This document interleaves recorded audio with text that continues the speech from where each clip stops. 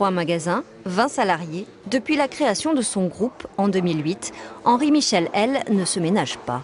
Parce qu'il éprouvait le besoin de faire le point, il a accepté de participer activement à une étude sur la santé des entrepreneurs. Ça m'a fait plaisir de voir qu'on s'intéressait à nos problématiques. Parce que par exemple, en tant que dirigeant, je ne vois jamais un médecin du travail. Est-ce que c'est normal? Est-ce que c'est pas normal?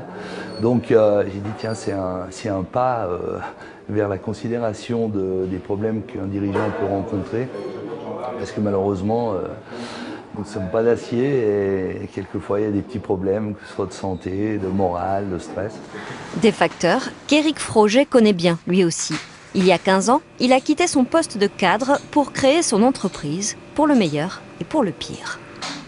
Une période particulièrement difficile, j'ai eu des problèmes de santé sérieux, 3 burn-out, 2 mois de lit avec un lumbago. Oui, ça peut avoir des conséquences physiques assez sévères, le stress. On peut être malade, le problème c'est pas démotiver ses troupes, quoi. Vous êtes aussi, en tant que chef d'entreprise, vous êtes une locomotive dans votre entreprise.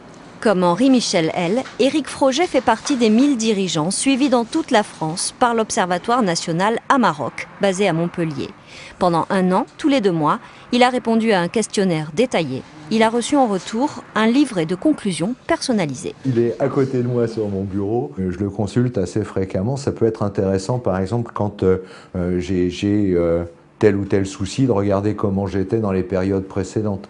Non, ce sont des indicateurs et ça aide à prendre conscience des efforts qu'il faut faire pour rester en forme et rester en bonne santé. Forme physique, hygiène de vie, habitudes alimentaires, pratiques sportives ou sédentarité, gestion du stress, de la fatigue, temps de travail.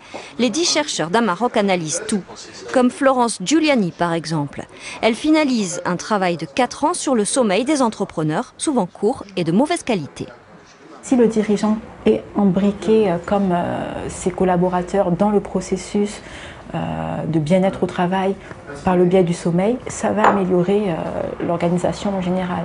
Donc c'est vraiment les apports de sensibiliser le dirigeant pour que lui-même le fasse pour son propre bien-être et ensuite le fasse pour ses salariés. Car si entreprendre est un facteur d'optimisme bon pour la santé, le moindre incident peut avoir de lourdes conséquences.